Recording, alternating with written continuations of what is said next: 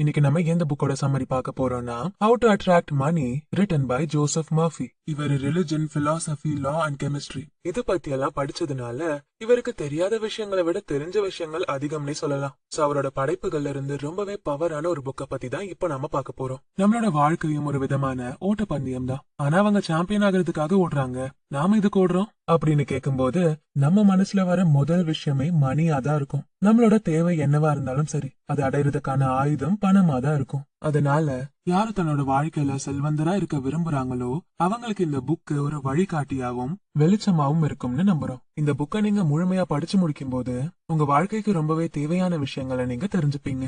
விஷயங்கள்னு சொல்லும் போது அதை நீங்க உங்க வாழ்க்கைக்கு தேவையான ஐடியாஸா கூட எடுக்கலாம். சோ புக்கோட சம்மரிக்குள்ள போறதுக்கு முன்னாடி அந்த மெயின் ஐடியாஸ் என்னன்னு பார்க்கலாம் வாங்க. You deserve to be happy. இந்த உலகத்துல பிறந்த எல்லாருக்குமே சந்தோஷத்தை அடையிறதுக்கான தகுதி கண்டிப்பா இருக்கும். அதே மாதிரி பவர் இந்த மைண்ட் அப்படின்னு ஒரு விஷயத்த இந்த புக்ல ஜோசப் அடிக்கடி சொல்றாரு. அது என்னன்னா, நம்ம ஒரு டார்கெட்டை பிக்ஸ் பண்ணிட்டா அதுல இருந்து நம்மள திசை திருப்புற எல்லா விஷயத்தையும் தள்ளி வைக்கணும். அப்போதான் நம்மளால வெல்த் அடைய முடியும். அது மட்டும் இல்லாம உங்களோட நெகட்டிவ் தாட்ஸ் அண்ட் ஒப்பீனியன்ஸ முடிஞ்ச அளவுக்கு ஃபில்டர் பண்ணுங்க. ஏன் அப்படி சொல்றாங்கன்னா, wealth is a state of consciousness. Suppose உங்க மைண்ட நீங்க தைரியமா கிளியரா வச்சிருந்தீங்கன்னா அதுவே நீங்க வெல்த் அடையிறதுக்கான பாதைய வகுத்து தரும். வாங்க இப்ப லெசன்ஸ்குள்ள போலாம். Overview. Myth. Money is the source of all humanity evil. இந்த ஹவு டு அட்ராக்ட் மணி அப்படிங்கிற புக்ல ஜோசப் மர்ஃபி ஒரு விஷயத்த ரொம்பவே தெளிவா சொல்லிருக்காரு. அதுதான், நம்ம பணக்காரங்களா செல்வந்தர்களா ஆகணும்னு ஆசைப்படுறதும், நல்ல மனிதர்கள் எப்பவும் ரிச் ஆக விரும்ப மாட்டாங்க அப்படின்னு சொல்றதும், தான் கிட்ட இருக்கிறத வச்சு வாழ்றதுதான் நல்ல மனிதர்களுக்கு அழகு அப்படின்னு நம்புறதையும் முதல்ல நிறுத்தணும். அது ரொம்பவே தவறான ஒரு நம்பிக்கை. அதே மாதிரி விஸ்டம், ஃபெய்த், கைண்ட்னஸ் இது எல்லாமே பாவர்ட்டி, அதாவது வறுமையின் அடையாளம் அப்படின்னு சொல்றத நம்புறதும் ஒரு விதமான முட்டாள்தனம் தான். இந்த மாதிரியான எண்ணங்கள் நம்ம அடி மனசுல இருக்கும்போது நம்ம என்னதான் நம்ம வாழ்க்கைய சீர் பண்ணணும், நம்ம லைஃபுக்கு தேவையில்லாத விஷயங்களை தூக்கி போடணும் அப்படின்னு நினைச்சாலும் அது நடக்காது. உங்க வாழ்க்கை எப்படி இருக்கணும்னு முடிவு பண்ண வேண்டியது நீங்க தான். நம்மளோட காதுல ஒரு வாக்கியம் அடிக்கடி வந்து விழும், எண்ணம் போல்தான் வாழ்க்கை அப்படின்னு. ஆனா வாட்ஸ்அப்போட அபவுட்லயும் ஸ்டேட்டஸ்லயும் வச்சா மட்டும் போதுமா? அதை கடைபிடிக்க வேணாமா சொல்லுங்க? அதுவும் இப்ப நம்ம வாழ்ந்துட்டு இருக்க காலத்துல பணத்தோட அருமை என்னன்னே தெரியறது இல்ல. அதையும் மீறி ஒருத்தர் பணக்காரனா ஆனா அது ஏதோ தவறான வழியிலையும் தப்பான விதத்திலையும் சம்பாரிச்சது அப்படின்னு சொல்றோம். இதனாலேயே சில பேருக்கு சொத்து சுகம் இருந்தாலும் அது தண்டனை மாதிரி தான் இருக்கு. நம்ம ஆசைப்படுற விஷயத்த தான் நாம எப்பவும் பண்ணணும்னு நினைப்போம். அதே மாதிரி நம்ம வெல்தி பர்சனா ஆகுறதுக்கு பணத்தோட மரியாதையும் காசை சம்பாதிக்கணும் அப்படிங்கிற ஆசையும் எல்லார் மனசுலயும் வரணும். என்னடா இவங்க பணத்து மேல ஆசை வரணும்னு சொல்றாங்களே அப்படின்னு நீங்க யோசிக்கலாம். ஆனா ஆசைக்கும் பேராசைக்கும் ரொம்ப பெரிய வித்தியாசம் இருக்கு. நம்ம எல்லாருக்கும் இந்த உலகத்துல சந்தோஷமா இருக்கிறதுக்கான உரிமையும் நம்மளோட தேவைகளை பூர்த்தி பண்ணிக்கிறதுக்கான வழிகளும் நிறையவே இருக்கு. ஆனா அதை நம்ம சரியான வகையில பயன்படுத்திக்கிறோமா அப்படிங்கறது தான் விஷயம். சோ இதே மாதிரி நீங்க ரிச் ஆகுறதும் பிளெஸிங் தான் புரிஞ்சுக்கிறதுக்கு இன்டர்னல் அண்ட் எக்ஸ்டர்னல் ஆக்ஷன்னு ரெண்டு கருவிகளை இங்க பயன்படுத்துறாரு நம்ம ஆத்தர் ஜோசப். இன்டர்னல் ஆக்ஷன் அப்படின்னு பாத்தீங்கன்னா உங்களோட மைண்ட் செட், உங்களுக்குள்ள இருக்கிற பாசிட்டிவிட்டி, நீங்க பேசுற வேர்ட்ஸ், உங்க தாட்ஸ், ஐடியாஸ் இது எல்லாமே உங்களை ஒரு நல்ல நிலைமைக்கு கொண்டு வர உதவும். இதே மாதிரி எக்ஸ்டர்னல் ஆக்ஷன்ஸ் அப்படின்னு பாத்தீங்கன்னா உங்க பிசிக்கல் ஸ்ட்ரென்த் பிளஸ் எமோஷன்ஸ் இது எல்லாமே வரும். சோ இந்த ரெண்டு முக்கியமான ஆக்ஷன்ஸ் அட்வான்டேஜா உங்க லைஃப்ல கொண்டு போனீங்கன்னா எந்த ஒரு சக்தியாலையும் உங்களை அசைக்க முடியாது. அதே மாதிரி மனுஷங்க மட்டும் இல்லைங்க, பணம் கூட உங்களை பார்த்து அட்ராக்ட் ஆயிடும். Next, blind your self from negative words. Okay, நம்ம ஒரு எக்ஸாம்பிள்ல இருந்து இந்த சாப்டரை ஆரம்பிப்போம். சப்போஸ் இப்ப நீங்க ஒரு ப்ராஜெக்ட்ல ஒர்க் பண்ணிட்டு இருக்கீங்க. அப்போ ஆப்வியஸா என்ன ஆகும்? உங்க ஐடியாஸ ஷேர் பண்ணுவீங்க. சில பேருக்கு அது பிடிக்கும், சில பேருக்கு அது சரியா வராது அப்படின்னு தோணும். அங்க இருந்துதான் பிரச்சனையா ஆரம்பிக்குது. அத்தனை பேரோட ஒரு டீமா ஒர்க் பண்ற இதுலயே இப்படின்னா நீங்க வாழ போற வாழ்க்கைக்கும் உங்க ட்ரீம்ஸுக்கும் மத்தவங்களோட ஒப்பீனியன் கேக்குறது சரியா வருமா? 70% நெகட்டிவ் கமெண்ட்ஸ் மட்டும் தான் வரும். 30% மட்டும் தான் உங்களுக்கான நீங்க எதிர்பார்க்கிற பாசிட்டிவான கமெண்ட்ஸ் வரும். ட்ரீம் அச்சீவ் பண்ணணும்னா அதுக்கு தேவையான விஷயங்கள் ஃபோக்கஸ், மோட்டிவேஷன், டிட்டர்மினேஷன். மத்தவங்களோட ஒப்பீனியன்ஸோ ஜட்மெண்ட்ஸோ கிடையாது அப்படின்னு நீங்க எப்போ புரிஞ்சுக்கிறீங்களோ அப்போதான் உங்களால உண்மையா முன்னேறி போக முடியும். இல்லனா நீங்க முன்னாடி போயிட்டு இருக்கிற மாதிரி தான் இருக்கணும். ஆனா ஒரே வட்டத்துல சுத்திக்கிட்டே இருந்தா ஸ்டார்ட் பண்ண இடத்துலயே தான் திரும்பி வந்து நிக்கணும். சப்போஸ் உங்க லைஃப் டெசிஷன்ஸ் அண்ட் பிளான்ஸ நீங்க சின்சியரா யார்கிட்டயாச்சும் சொல்றப்போ அவங்க அதுக்கு சின்சியரா சப்போர்ட் பண்ணலனா கண்டிப்பா நீங்க ஹர்ட் ஆயிடுவீங்க. உங்க தைரியத்தையும் எனர்ஜியையும் இழந்துடுவீங்க. இந்த மாதிரி கான்பிடன்ஸையும் ஸ்ட்ரென்த்தையும் இழக்கிறதுக்கு ரெண்டு விதமான காரணங்கள் இருக்கு. நம்பர் 1, எங்க அவங்க சொன்ன விஷயம் நடந்துருமோ, நம்ம தோத்துருவோமோ அப்படிங்கிற பயம் உங்களுக்குள்ள வரப்போ. ரெண்டாவது, அவங்க சொல்ற நெகட்டிவ் வேர்ட்ஸ் மைண்ட்ல ஏத்திக்கிட்டு ஃப்ரஸ்ட்ரேட் ஆகுறது. உண்மையை சொல்ல போனா நெகட்டிவ் கமெண்ட்ஸ் கேக்குறப்போ மனசு கஷ்டமா தான் இருக்கும். எங்க நம்ம வெற்றி அடைறதுக்கு வாய்ப்பு கம்மி ஆயிடுமோ அப்படின்னு பயம் சேர்ந்து வரும். ஆனா ஒரு நிமிஷம் நல்லா யோசிச்சு பாருங்க. அப்படி கமெண்ட் பண்றவங்க எல்லாம் ஒண்ணு தோத்து போனவங்களா இருப்பாங்க, இல்ல முயற்சியே பண்ணாதவங்களா இருப்பாங்க. Wealth is a feeling. அதை எப்போ ஞாபகம் வச்சுக்கோங்க.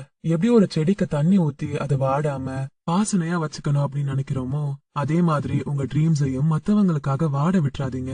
முடிஞ்ச அளவுக்கு அதை நிறைவேற்ற உங்களால முடிஞ்ச விஷயங்களை செய்யுங்க. முடிஞ்ச அளவுக்கு இந்த பூமியில இருக்க ஏதோ ஒரு சக்தி கிட்ட ப்ரே பண்ணுங்க. அது எந்த சாமியா இருந்தாலும் பரவாயில்ல. அதே மாதிரி பிரேயர் பண்றதுனால மட்டும் அந்த விஷயம் நடந்துரும் அப்படின்னு கிடையாது. பிரேயர் அப்படிங்கறது உங்களை ஃபெய்த் அண்ட் ஸ்பிரிச்சுவலா மட்டும் கனெக்ட் பண்ணாம உங்ககிட்ட இருக்கிற நெகட்டிவ் தாட்ஸ், உங்களை சுத்தி இருக்கிற நெகட்டிவ் வைப்ரேஷன்ஸ் தள்ளி வைக்க உதவும். சோ முடிஞ்ச அளவு இந்த மாதிரியான ப்ராப்ளம்ஸ் ஒதுக்கிட்டு உங்களோட ட்ரீம்ஸ பிலீவ் பண்ணுங்க.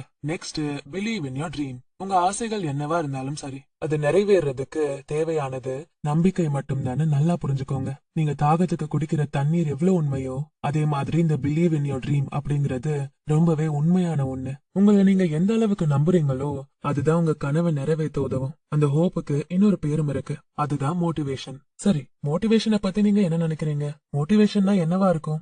எஸ், மோட்டிவேஷன் அப்படிங்கறது நீங்க வெல்த் அடைறதுக்கு ஒரு முக்கியமான டூல்னு கூட சொல்லலாம். இன்னும் சுலபமா சொல்லணும்னா ஃபியூவல் ஃபார் வெல்த். இப்ப எப்படி கார் ஸ்டார்ட் ஆக டீசல் எவ்வளவு முக்கியமோ, அதே மாதிரி நீங்க உங்க ட்ரீமை அச்சீவ் பண்ண மோட்டிவேஷன் ரொம்பவே முக்கியமான ஒண்ணு. அப்படி நீங்க மோட்டிவேட்டடா இருந்தீங்கன்னா எவ்வளவு கஷ்டம் வந்தாலும் அதை ஒரு அட்வென்ச்சரா நினைச்சு ரொம்ப எக்ஸைட்டடா பண்ணுவீங்க. சோ இந்த பிலீவ் இன் யோர் ட்ரீமுக்கு தேவையான ஒரு 3 ஸ்டெப்ஸ் ஜோசப் மர்ஃபி இந்த சாப்டர்ல சொல்றாரு.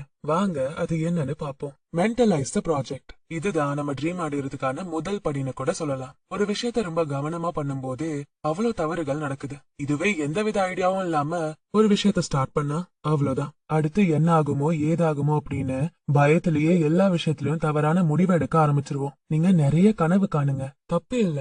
ஆனா அந்த கனவுகளை எப்படி நிறைவேற்ற போறீங்க அப்படின்னு கொஞ்சமாச்சும் யோசிச்சு அந்த விஷயத்த ஸ்டார்ட் பண்ணுங்க. அதனாலதான் think twice before you do something you might regret அப்படின்னு சொல்றாங்க. Next, mentalize positive words. சரி, இத பத்தி சொல்றதுக்கு முன்னாடி உங்ககிட்ட ஒரு கேள்வி கேக்குறேன். இந்த புக்கோட குறிக்கோள் என்னவா இருக்கும்? நம்மளும் ஆரம்பத்துல இருந்தே ட்ரீம், கான்பிடன்ஸ், மோட்டிவேஷன், பாசிட்டிவிட்டி இந்த மாதிரி நிறைய வார்த்தைகளை பார்த்துட்டோம். அட்லீஸ்ட் இப்பவாச்சும் உங்களால உங்க கனவை நிறைவேற்ற முடியும் அப்படின்னு ஒரு நம்பிக்கை வருதா? வரலனாலும் கவலைப்படாதீங்க. இப்போ நான் சொல்ல போற விஷயத்த நல்லா கேளுங்க. ஒன்றை உன்னால் கனவு காண முடியுமாயின் அதனை உன்னால் செய்யவும் முடியும். நீங்க பணக்காரரோ ஏழையோ, இல்ல இதுக்கப்புறம் தான் ரிச் ஆகணும் அப்படின்னு நினைச்சாலும் சரி, பி பாசிட்டிவ். அப்படி நீங்க பாசிட்டிவா இருக்கிறது மூலமா நீங்க மட்டும் இல்லாம உங்களை சுத்தி இருக்கிற எல்லாமே பாசிட்டிவா தான் இருக்கும். அது உங்களுக்கு சொல்ல முடியாத அளவுக்கு ஒரு எனர்ஜியை கொடுக்கும். நான் முன்னாடியே சொன்ன மாதிரி எக்ஸ்டர்னல் ஆக்ஷன்ஸா இருந்தாலும் சரி, இன்டர்னல் ஆக்ஷன்ஸா இருந்தாலும் சரி, நீங்க பண்ண வேண்டியதெல்லாம் be positive, keep positive, think positive. Next, mentalize that it already worked. இத பத்தி சொல்றதுக்கு எதுவும் இல்லைங்க. இதுக்கு முன்னாடி சொன்ன 2 ஸ்டெப்ப கரெக்டா ஃபாலோ பண்ணாலே 3rd ஸ்டெப் தானா நடக்கும். நீங்க ப்ராப்பரா பிளான் பண்ணி பாசிட்டிவிட்டியோட ட்ரை பண்ணுங்க. உங்க பாடி, பிரெயின், ஹார்ட் இது எல்லாமே உங்க ட்ரீமை ட்ரூ ஆக்க உதவும். இது மூலமா நீங்க கோலையும் ரீச் பண்ணலாம், மணியையும் அட்ராக்ட் பண்ணலாம். Next, water and wine. Okay, இப்ப பார்க்க போற விஷயம் ரொம்பவே முக்கியமான ஒண்ணு. அதுதான் the way you see your problems. நீங்க சூஸ் பண்ற பாத் எப்போ ஈஸியா ஸ்மூதா இருக்கும்னு சொல்ல முடியாது. கண்டிப்பா ஆப்ஸ்டக்கிள்ஸ், ப்ராப்ளம்ஸ் இது எல்லாமே வரும். அந்த நேரத்துல நீங்க அதை எப்படி கையாளுறீங்க அப்படிங்கறது தான் முக்கியம். நீங்க நினைக்கிற அளவு இது ஒன்னும் அவ்வளவு பெரிய விஷயம் இல்ல. நீங்க பண்ண வேண்டியது சிச்சுவேஷனை நல்லா தெரிஞ்சு அதோட பெனிஃபிஷியல் சைட புரிஞ்சுக்கிட்டாலே போதும். எப்பவும் பிரச்சனை பெருசா இருக்கேன்னு பயந்து அதை கைவிடுறதுக்கு பதிலா அதை வேற விதமா எப்படி கையாளலாம் அப்படின்னு யோசிங்க. When things go wrong, change your strategy, not your goal. Okay, இது எல்லாத்தையும் விட இப்ப நான் சொல்ல போறது ரொம்பவே முக்கியமான ஒண்ணு. நீங்க உண்மையாவே மணியை அட்ராக்ட் பண்ணணும் அப்படின்னு நினைச்சீங்கன்னா எமோஷனல் இன்டெலிஜென்ஸ்ல கவனம் செலுத்த வேண்டியது ரொம்ப ரொம்ப அவசியம். The most important factor to get rich is to control your emotions அப்படின்னு இப்ப நான் சொல்றத வாழ்நாள் பூரா நீங்க மறக்க கூடாது. உங்க எமோஷன்ஸ், ஃப்ரஸ்ட்ரேஷன்ஸ், ஆங்ஸைட்டிஸ், லாங்கிங்ஸ் இது எல்லாத்தையும் வெளியே காமிக்க வேணான்னு சொல்லல, கண்ட்ரோல்ல வச்சுக்கோங்க அப்படின்னு தான் சொல்றாங்க. நீங்க இதை கேள்விப்பட்டிருக்கீங்களான்னு தெரியல, ஃபேமிலிஸ்குள்ள சொத்து பிரச்சனை வரக்கூடாது அப்படின்னு சொல்லுவாங்க.